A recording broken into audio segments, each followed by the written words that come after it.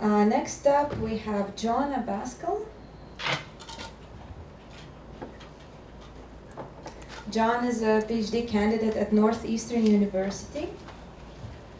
And this research is titled TMI, Fine-Tuned Models Leak Private Information from their Pretraining Data from their pre-train.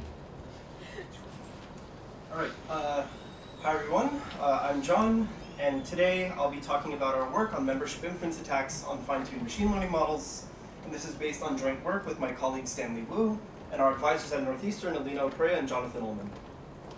So consider the typical machine learning setting where we have a data set D that we use to train some machine learning model that we'll call F. And users can make queries to this model by sending their own data and getting some response back, usually in the form of a prediction.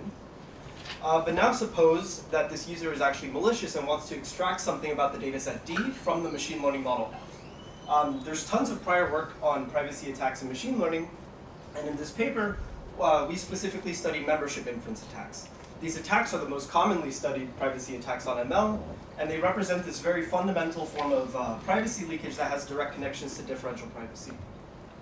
The general strategy for these attacks in this query access setting is that the adversary would take some point, we'll call it a challenge point, and they'll query the model and use the prediction confidence as a test statistic to make this determination as to whether the challenge point was in the training data set, which we'll denote as in, or not in the training data set, which we will denote as out. So before I talk about our specific attack, I'll give two important pieces of background. The first of which is differential privacy, which is a framework for protecting sensitive data that still allows us to conduct statistical analysis on it. And we'll say that a randomized algorithm M is epsilon differentially private, and for any two data sets that differ by at most one individual, this inequality holds. And all that this inequality enforces is that when epsilon is large, it should be easy for an adversary to distinguish whether I use data set X or X prime, as an input to my algorithm. And when epsilon is small, it should be difficult for an adversary to perform this distinguishing test. And you might notice that this is exactly the same distinguishing test that a membership inference adversary has to perform. Thus, by definition, DP bounds the success of these kinds of adversaries. But how do we practically achieve differential privacy in machine learning? Well, all that we have to do is make a couple small changes to our normal gradient descent algorithm. So first, we clip the gradients so that everybody has kind of a bounded influence on the final model, and then we add Gaussian noise to blur the direction of their contribution to the model, right? And we repeat this over and over again until convergence. But I should note that since we have to add Gaussian noise, there's necessarily this fundamental privacy utility trade-off when we want to protect this data using DP. The second piece of background that I'll talk about is transfer learning, which has emerged as this really popular technique as models are becoming increasingly hard to train nowadays. And fine-tuning really allows us to use the power and generality of models that are huge, like GPT-3 or GPT-4, without needing the computational power to train them from scratch or needing that much data for whatever our specific task is. And in this work, we consider two kinds of fine-tuning, namely feature extraction or final layer fine-tuning, where all of the weights except for the final layer are frozen, and then we train the final layer on our downstream task. And full model fine-tuning, where we could take any subset of the parameters and fine-tune them on our downstream task. So now to bring these two pieces of background together, there's been a lot of recent work that's used transfer learning as a solution to this privacy utility trade-off that we face when we're training models with DP. And these works are really aiming to leverage the generic features that are learned from this publicly available data before ever touching sensitive data at all. What they don't address is that these pre-trained models might themselves carry privacy risks and could potentially lead to unintended privacy risks when fine-tuning with DP. So to investigate this, we asked two main research questions. The first two main research questions. The first being, do fine-tuned models leak information about their pre-training data at all? And then the second question is, what implications does this have for fine-tuning with DP? So towards this first question, we slightly redefined the membership inference threat model because now the adversary, there's this kind of intermediary between the adversary and what they want to learn about, which is the pre-training data set. So suppose that the challenger, the model owner, samples some data set, D pre-train, and they use this to train some model that we'll call G. Then the challenger will sample a fine-tuning data set and combine this with the pre-trained model to produce a new model that we'll call F. And this is the model that the adversary will be able to query.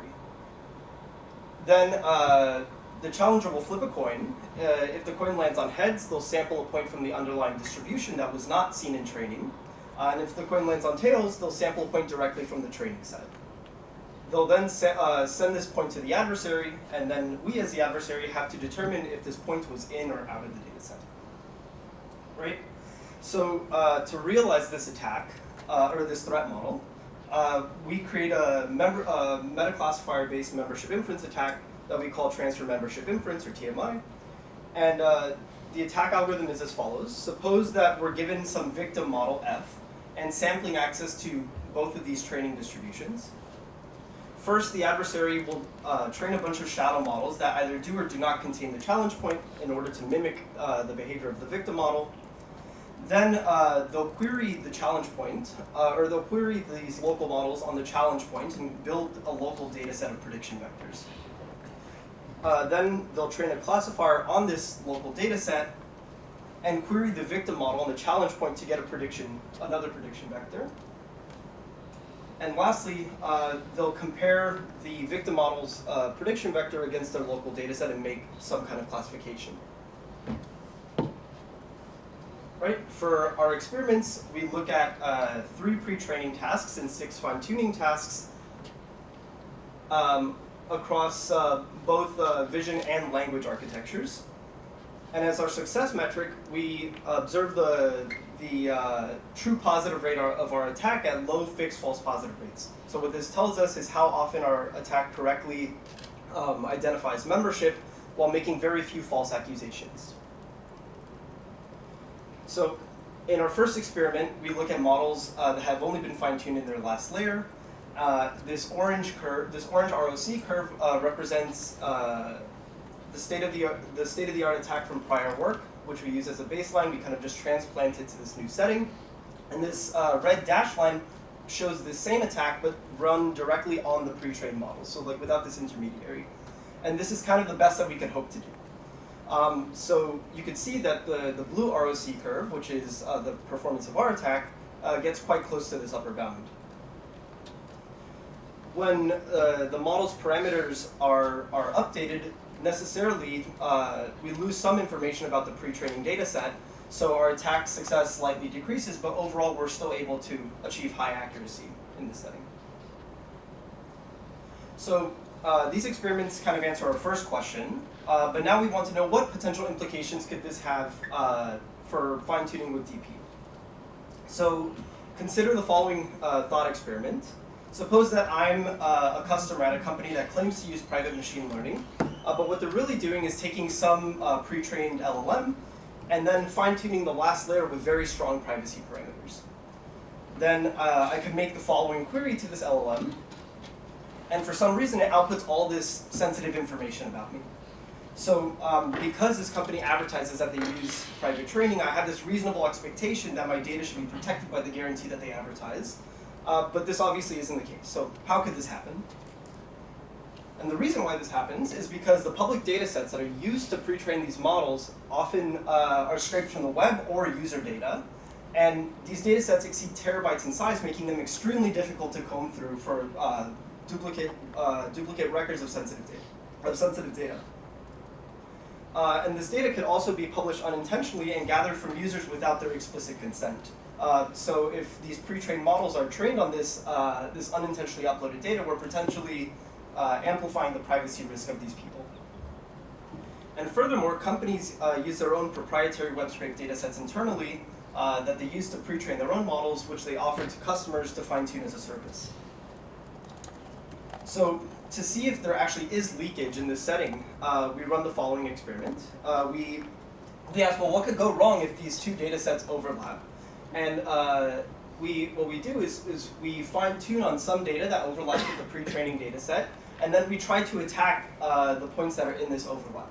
And we find that nobody in this overlap gets the stated privacy guarantee. So this green dashed line shows the upper bound that DP imposes on the true positive rate of a membership inference adversary for epsilon equals 1. And you can see that our attack's true positive rate is much higher than this.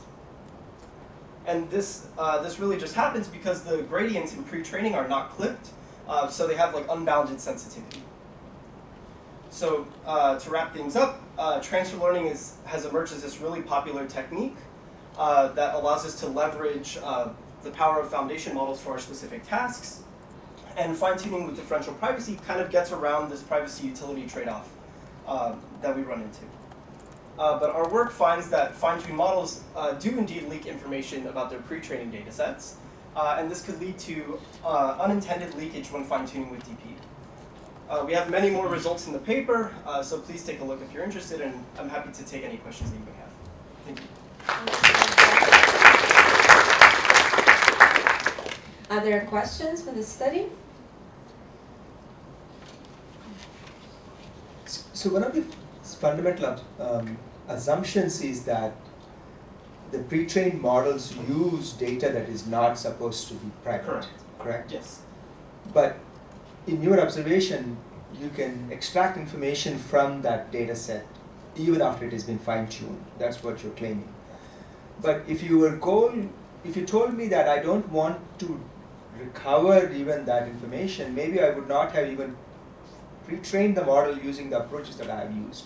So I'm kind of at this confusion as to, you are testing me on an exam where I was not even prepared to do. So that's the foundational problem I have with what you described. So could you sort of explain to me why would I be interested in understanding this particular linkage? So I think the main issue is that we often, I guess, like as model owners, even if you're like a large company, even if you're a model owner like a large company, there's a chance that you didn't pre-train the model that you're fine-tuning with differential privacy, right? So suppose that you have some sensitive record that appeared in the data breach, it gets scraped, to pre-train this large model. I never knew that that was included in the training set, right? So now if this company goes and uses this sensitive record in their fine-tuning set and says, well, we're going to protect you by fine-tuning with differential privacy, you have this expectation that your data should be protected.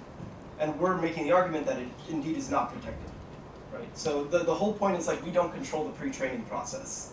It's basically kind of like a black box. You don't know what's going to happen.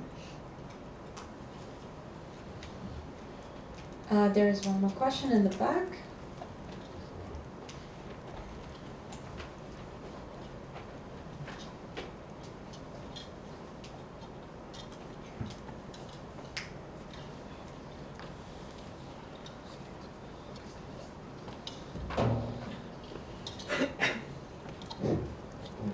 Thanks for your presentation and also very insightful analysis.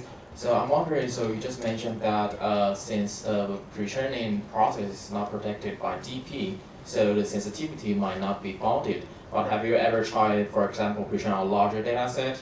I would imagine that, for example, if your pre-training data set is larger, then the sensitivity or contribution of single data record would be smaller. Right. I think it might be the case that models are just too large now and can memorize way too much data.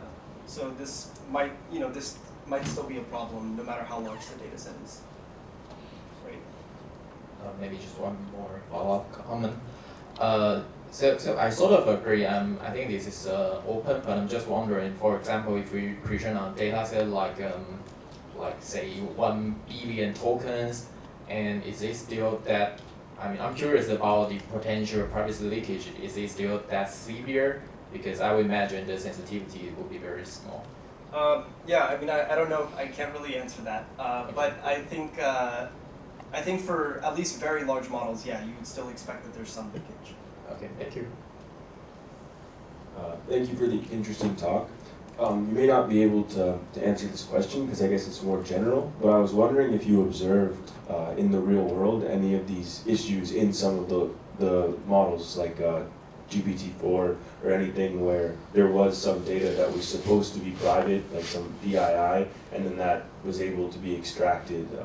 Right, so there was one instance that kind of made a headline where Copilot, which I believe is like based on GPT-3 or GPT-4, but then fine-tuned on GitHub code, leaks someone's crypto wallet key. So this is like a serious problem that could actually happen. Probably a general summarizing question. So do we interpret your study as some kind of awareness study about the problem that theoretically we do know but it is overlooked? Or do you also suggest some solutions or how to approach this practically? Right. I think that this is more of just like a study of what can happen.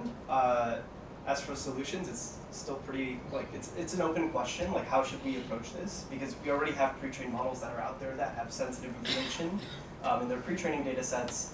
But I guess my opinion is that maybe the data curation process has to be a bit more rigorous.